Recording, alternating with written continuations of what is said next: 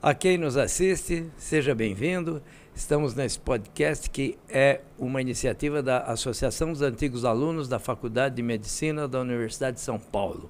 A intenção dessas gravações, dessas entrevistas, é levar para os colegas médicos da faculdade e também colegas médicos não da faculdade e também para todos aqueles que tiverem interesse, assuntos que são não só da prática médica, não é?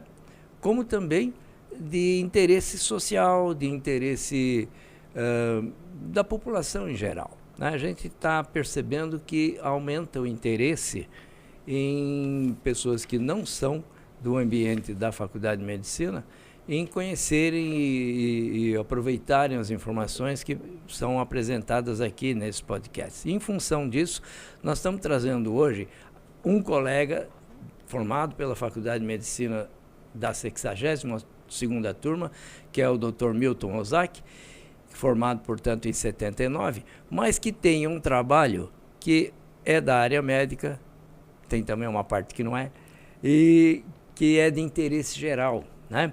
Então eu pediria, Milton, por favor, que você se apresente, fale para a gente sobre a sua passagem pela faculdade e depois nós vamos falar sobre esse trabalho maravilhoso que você está envolvido aí. Muito obrigado. Boa noite, Rangel. É um prazer estar aqui com você, né, nesse podcast aqui da Associação dos Antigos Alunos da nossa querida FIMUSP, né? E obrigado pela oportunidade de estar compartilhando, né, um pouquinho do nosso trabalho, um pouquinho das nossas atividades, né? Que a gente, né, tem tanto orgulho, né, de pertencer à casa de Arnaldo, né? Eu posso começar pelo beisebol da faculdade, né? Porque... pode e deve, porque se você não falasse eu perguntaria. Porque na época da faculdade nós tivemos a felicidade, né? Tivemos a sorte, né, de participar do time de beisebol, né? E naquela época o beisebol, ainda hoje, né, ele não é mais restrito à comunidade nipônica, né? E naquela época, quando nós entramos, né, isso em 1974, apenas nós, né, os de olhos puxados, é quem praticava o beisebol, né? E nós tivemos muita sorte, porque no ano que nós entramos, em 74, já existia um time formado, e era um time assim, vamos dizer assim, que era eu considero como uma seleção. Por que seleção? Porque o beisebol, ele é um esporte muito restrito, né? E imagine, né, numa faculdade de medicina, onde entravam 170 alunos, né, quantos desses jogavam beisebol, né? Hoje é uma dificuldade, inclusive. Hoje o time da faculdade, ele é formado por jogadores formados praticamente dentro da faculdade. As meninas normalmente não jogam beisebol. Elas jogam softball. E na nossa época não existia nem softball. Entendo. Né? E naquela época, quando nós chegamos na faculdade, já existia um time formado. O que eu quero dizer com time formado? Já de jogadores que haviam jogado fora, quer dizer, então, de times, né, de jogadores federados. Então foi assim, vamos dizer assim, muito prazeroso jogar naquele time, porque nós não tínhamos nem técnico, Rangel. A gente jogava ali, o beisebol é muito de sinais, né? Então, nós jogadores mesmo, nós cantávamos a jogada, nós sinalizávamos as jogadas para fazer, então, o prosseguimento da jornada, da jogada. Da cada uma das equipes, né? E nós acabamos sendo, né, campeões, né, das intermédias. Então, os 6 anos que nós ficamos na faculdade, né, as 6 intermédias, nós somos campeões, né? Graças a esse time, né? E vocês treinavam onde? Nós treinávamos fora. Sim. Né? Então, a Atlética não tinha até pelo, né, não tinha espaço, Sim, né? sim. Então nós treinávamos aos sábados, né? E encontrávamos no porão ali do CAOC, né? E íamos treinar nos campos aí, né, da periferia de São Paulo. Em quem aceitava, em quem topava, em quem deixava. Quem topava, né? Uhum. E até que, por causa desse, vamos dizer assim, dessas conquistas que Desse sucesso. Desse sucesso, aí nós conseguimos, né, junto à Atlética, um espaço, um horário. Então começamos a dividir o campo, né? Foi quando, então, o time de beisebol começou a treinar 2 a 3 vezes por semana, né? Ao contrário de quando nós chegamos, que era só uma vez no sábado, né? Entendo. Então, esse foi um momento, assim, acho que o beisebol contribuiu muito para as conquistas, né, das medalhas da Intermed, né? O beisebol nunca foi da McMed? Não, o beisebol era um esporte até chave, né, da McMed, né? Aliás, a história do beisebol na faculdade de medicina, ela é muito peculiar, né? O beisebol na faculdade, ele começou em 1953. E por que começou na faculdade em 1953? Porque o Mackenzie tinha. Porque o Mackenzie tinha. E em 1953, era um período em que a faculdade contava com alunos da Venezuela. Porque a Venezuela havia sofrido um golpe militar e, por causa desse golpe militar, as escolas médicas lá da Venezuela foram fechadas. Poxa. E esses alunos vieram, então, fazer, né, a continuidade desses estudos médicos aqui na faculdade. E aí se percebeu que existia um time de venezuelanos lá. Porque a Venezuela, o beisebol na Venezuela é um esporte, vamos dizer assim, um esporte nacional. Pela influência americana, né? Pela influência americana. Sim. E esses jogadores, então, né, falaram assim, olha, por que vocês não colocam o beisebol na McMed? E aí, então, as negociações, né, e por causa disso, o beisebol passou a ser, a pertencer, né, aos esportes. esporte. Nos primeiros anos, no primeiro ano, se não me engano, ele não conta pontos, né? Qualquer esporte novo na McMed não contava pontos de início. Mas a partir, né? Isso foi a partir de 58, então o beisebol começou a contribuir com os pontos para a McMed, né? Então essa é a história da origem e da instalação do beisebol lá. Na Atlética. Maravilha. Né? Eu estou vendo aqui que você tem um livro aqui que é sobre o beisebol. Sobre o beisebol. Deixa-me ver. Então Esse é de sua autoria?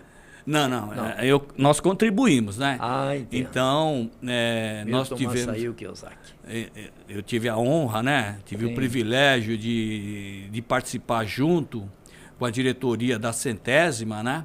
Então, onde tivemos a ideia de falar, puxa vida, vamos registrar, né? Muito importante a história do beisebol, né? Muito importante, então, sem dúvida. Eu acho que aqui tem um grande mérito, né? Do Douglas, né? Que foi o presidente daquela diretoria, que comprou a ideia, né? E a diretoria daquele ano, então, né? O André, né? Ábel, o Douglas, o Guilherme Barros, né? O Gustavo Vargas, o Vitor Arraes, né? O William Yamagata, né?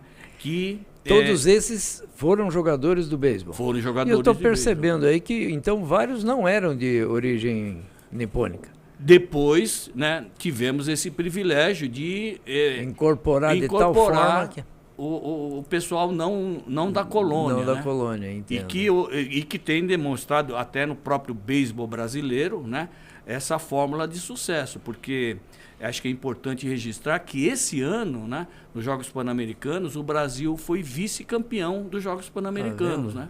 E graças a esses jogadores não oriundes, né, da comunidade nipônica, né? Perfeito, perfeito. Muito bom saber isso. Inclusive informações que eu não tinha sobre essa questão da Venezuela. Nunca vi citado isso aí, tá vendo? Agora eu vou lhe fazer uma outra pergunta. O que é CQH?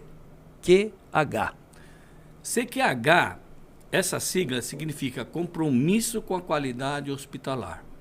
Sim. é um projeto de responsabilidade social da Associação Paulista de Medicina. Esse projeto ele já tem 33 anos. Sim. Mas essa ideia do CQH remonta a mais de 100 anos. Em 1920, na década de 1920, nos Estados Unidos, o Colégio Americano de Cirurgiões percebeu que existia uma letalidade diferente entre hospitais. Sim. E foram estudar por que essa diferença. E se percebeu que os hospitais, né, dependendo dos processos utilizados na assistência, mostravam diferentes resultados de letalidade e mortalidade. E aí, isso tudo foi incentivado até pelo próprio governo americano a se pesquisar, a se estudar. E aí, então, surgiu, né, o programa de acreditação hospitalar. Então, o que é esse programa de acreditação hospitalar?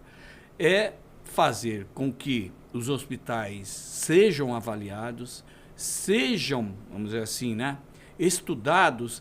Por que aquele hospital, né, ele tem uma assistência, né, melhor ou diferente das outras? E isso tudo está embasado, isso tudo está suportado por processos. Entendo. Né? Então, nós, como médicos, nós sabemos, né? Vamos fazer uma cirurgia, a asepsia ela é fundamental. Né? E quanto melhor a asepsia, quanto melhor a forma de ser feita a asepsia, o resultado é melhor. Você me reporta uma experiência que eu tive na década de 80, eu estava na Universidade da Califórnia aprendendo lá um tipo de cirurgia que depois trouxe para o Brasil. E nesse desconhecimento, né, e nessa falta de hábito, ocorreu um fato em que a enfermeira chegou com um copinho de plástico com 8 bolotas de algodão dentro para fazer asepsia. No olho, que eu sou oftalmologista, e operar um olho. Ela passou a primeira 2 vezes, jogou fora, passou a segunda 2 vezes, jogou fora, passou a terceira 2 vezes, jogou fora, passou a quarta 2 vezes, jogou fora. Quando ela passou a quinta, eu falei, tá bom. Ela olhou para mim, como quem diz, quem é esse cara? Ela tinha que passar as 8 bolinhas de algodão, aí sim eu podia começar a operar. Quer dizer, é exatamente isso que você está falando, né? Processo. Né? Então, esse programa, ele trouxe um impacto muito grande, né, vamos dizer assim, na assistência, né, no resultado da assistência. Né? Tanto que hoje, né, o próprio governo brasileiro, né, então, apoia, né, esses programas de acreditação. Né?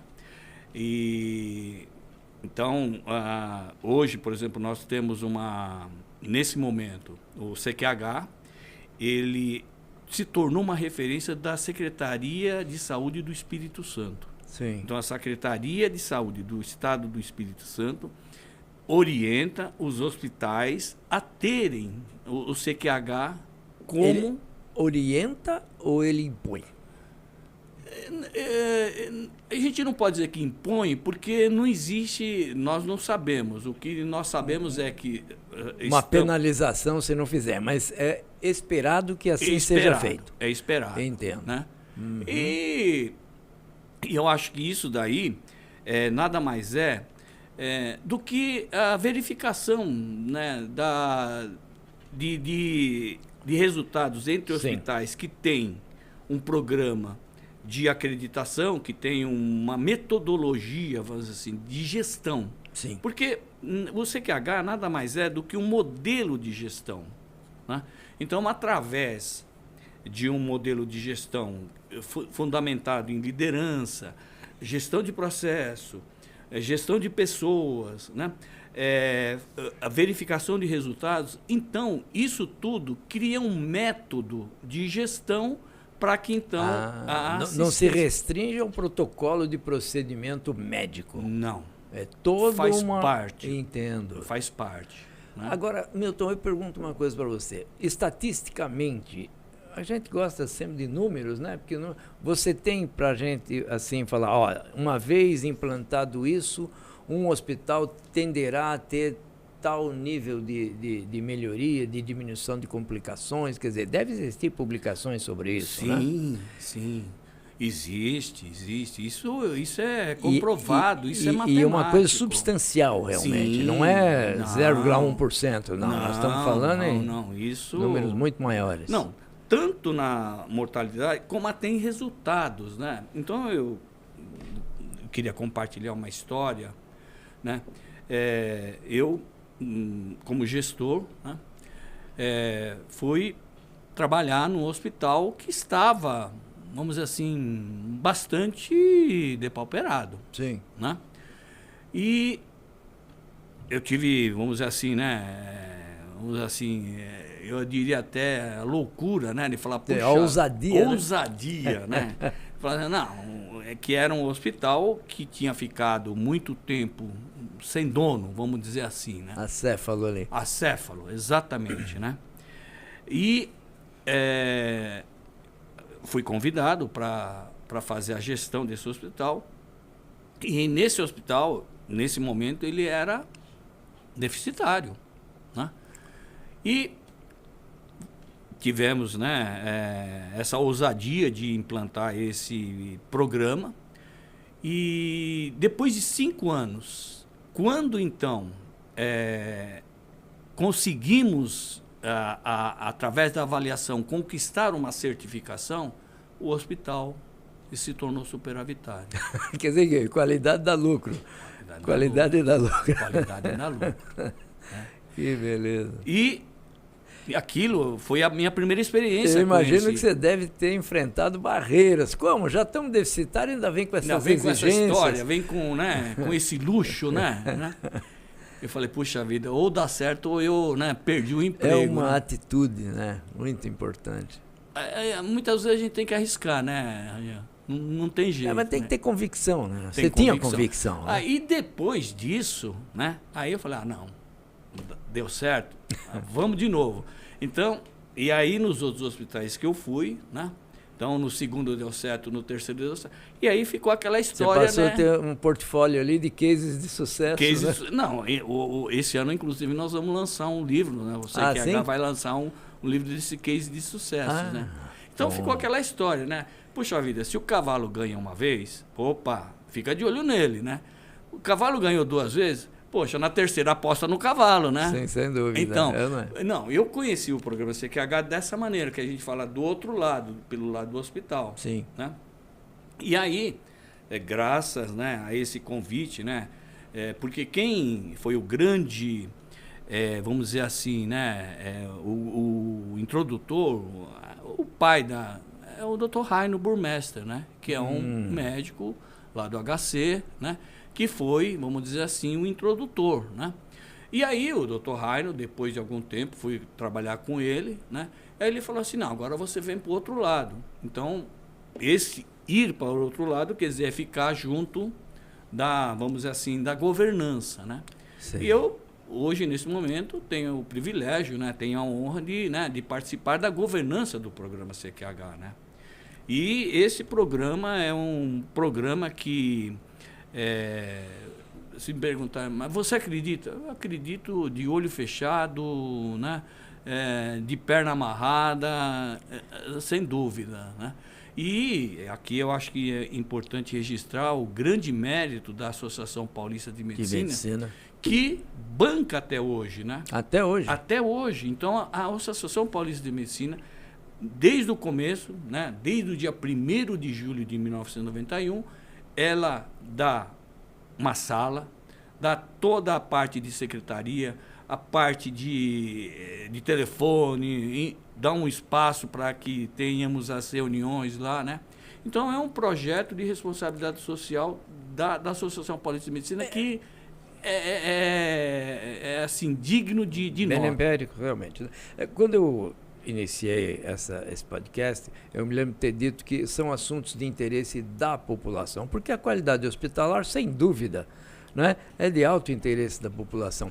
Agora, esse tipo de trabalho está indo também para um grupo privado? Quer dizer, hoje em dia é um produto disponível. Como que um diretor de hospital ele pode se socorrer disso ou pode convidar? Existe a parte governamental, existe a parte privada, é só a PM, como que é? É só a PM que nesse momento, então, né, banca esse projeto, né? Mas qualquer hospital, né, ele pode aderir porque ele é gratuito, né, Rangel? O hospital ele entra lá, ele não vai pagar. Só benefícios. Só benefícios, né? Que beleza. E o que é o grande, vamos dizer assim, né, minha grande tristeza, né, é de que nós não temos pernas e braços para poder divulgar mais. Mas não poderia, talvez, criar uma entidade privada que oferecesse esse serviço? Essa é a ideia, Angel. Entendo. Essa é a ideia. Porque essas coisas, quando vão para o âmbito privado, Sim, costumam fazer a mesma coisa. Buscar o sucesso, buscar a melhor execução, buscar a melhor sustentabilidade, etc. Então, penso eu, enquanto está, porque vocês são voluntários, né? Eu trabalho, mas isso não te traz ganho nenhum, né?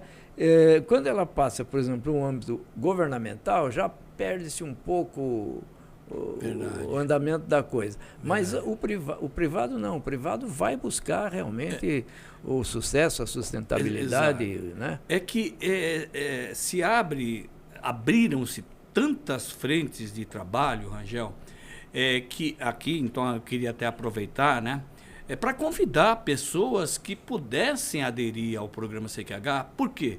Porque são tantas frentes de trabalho possíveis, então eu vou citar uma. Vou me permitir citar algumas. Né? Então, por causa do programa CQH, né, que cuida de gestão, então a AMB, a Associação Médica Brasileira, reconheceu a gestão como especialidade médica. Ah, poxa! Né? E hoje, graças ao CQH, né, se criou a ABRAMPAS, que é a Associação Brasileira de Medicina Preventiva e Social e Administração em Saúde, que faz a prova do título de especialidade. Muito né? bom. Então, quer dizer, como desdobramento desse programa, nós temos uma especialidade médica. Uma especialidade médica reconhecida. Tá? Então, isso é um dos desdobramentos. E isso toma muito tempo, porque fazer prova, foram 800 candidatos nesse último 800 candidatos. Uma pergunta, você sendo oriundo da escola, e está na escola e tudo mais, é motivo de orgulho para nós lá, a medicina júnior, ela tem uma interface com isso aqui? Eu acredito que chega ainda um pouco... não, nós estamos indo atrás. Eu acho que seria totalmente pertinente, né? Sim, precisamos de sangue novo. Eu acredito. Precisamos de sangue novo. Porque, olha, além dessa frente aí, da especialidade que é reconhecida pela Associação Médica Brasileira, né? Então, esse programa, ele teve a felicidade de ser conhecido pelo governo japonês. E apoiado. E a Agência Japonesa de Cooperação Internacional, a JICA, né? Então, convidou o programa para ir implantar esse programa na Guatemala.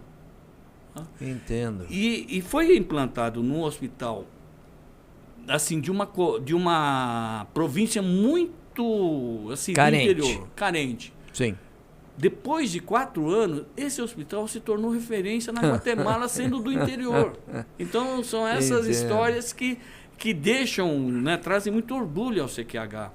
E hoje, inclusive, essa semana, o pessoal tem um grupo do CQH que foi para Moçambique. Embarcaram no dia 30, Sim. Vão ficar até o dia 12 e estão implantando, cujo objetivo é implantar o programa CQH no Hospital Central de Maputo, que é o principal hospital. Mas você já esteve em Moçambique, né? Estivemos lá, então foi o início. Nós estivemos foi lá abrir portas. Fizemos o diagnóstico situacional do sistema de saúde. Aí, daí, fizemos uma proposta, e essa proposta é que, então, desdobrou e está permitindo, né? E está recebendo essa semana esses voluntários do programa CQH para implantar o programa CQH lá no Hospital Central de Maputo, né? Que beleza.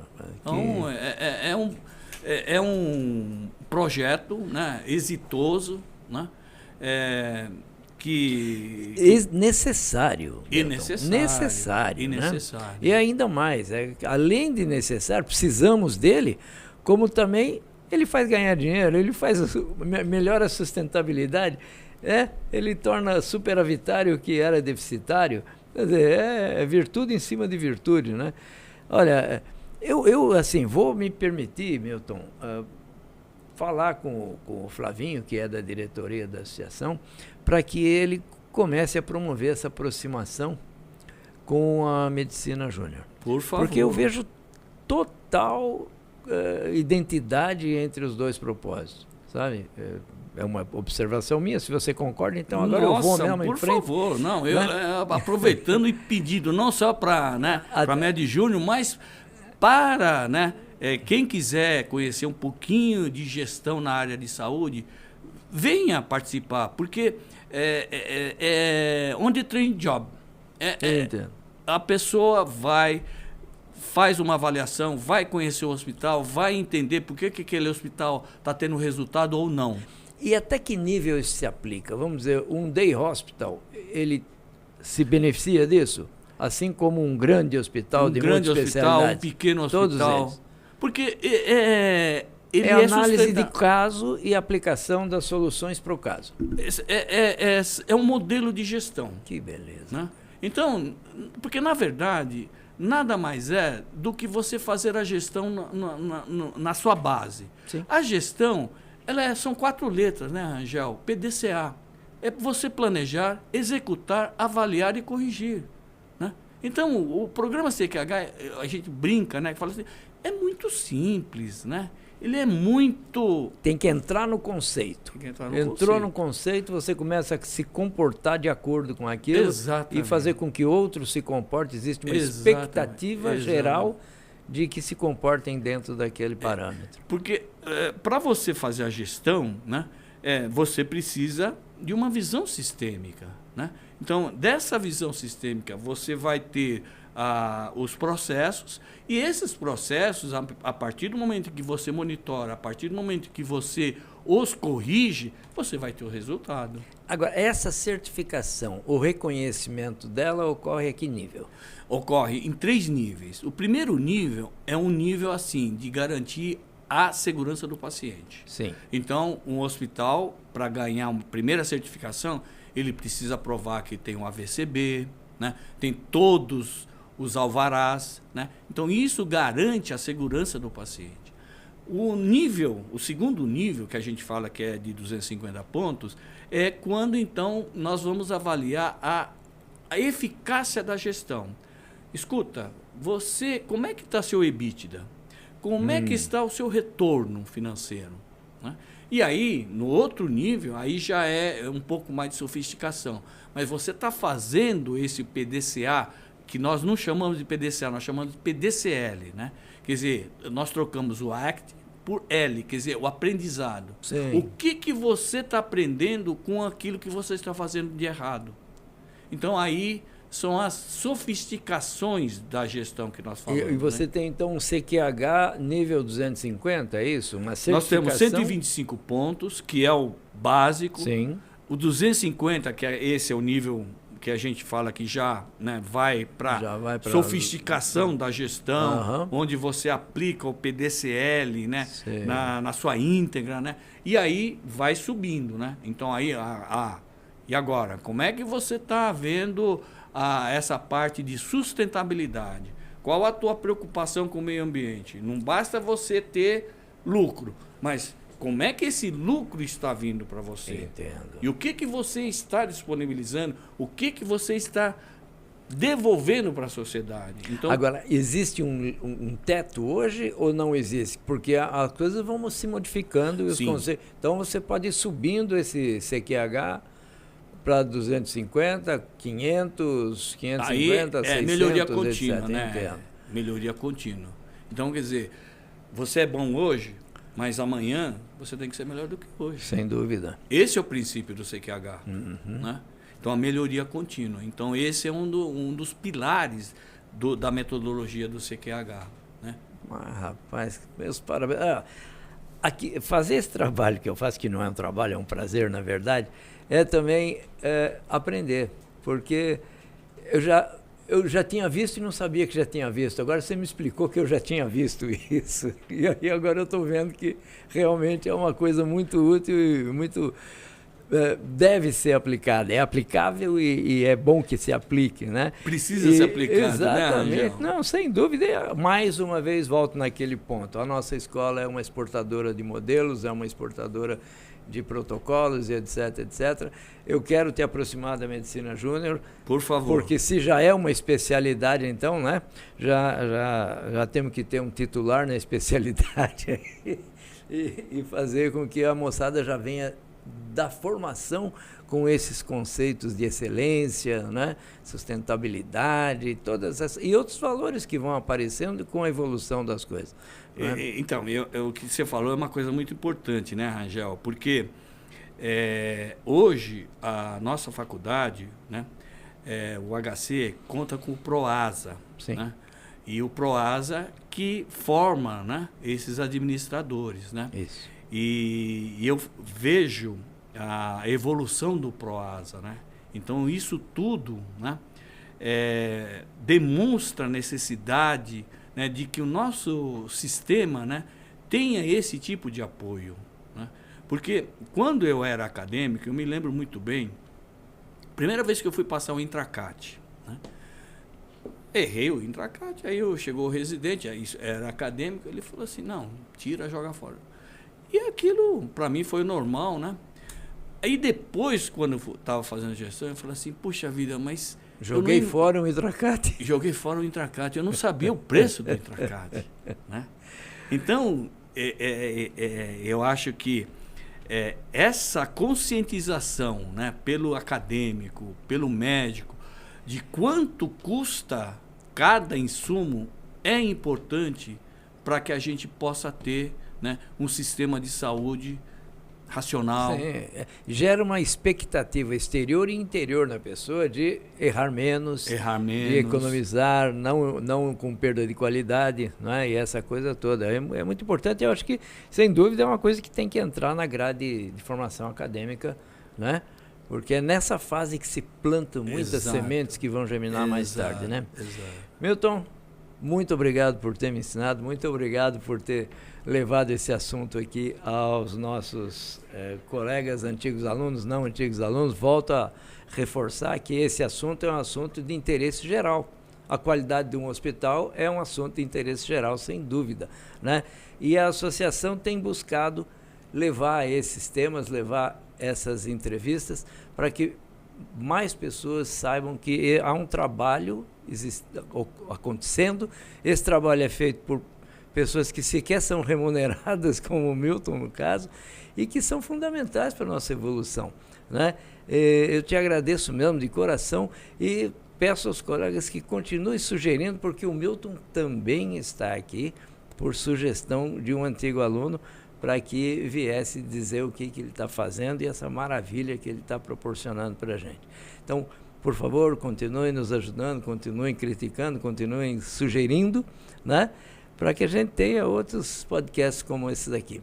A Associação de Antigos Alunos agradece muito a vocês, agradece ao Milton e espera contar com a audiência e com a divulgação do nosso trabalho para que cumpra o seu desiderato, né? Muito obrigado a vocês todos.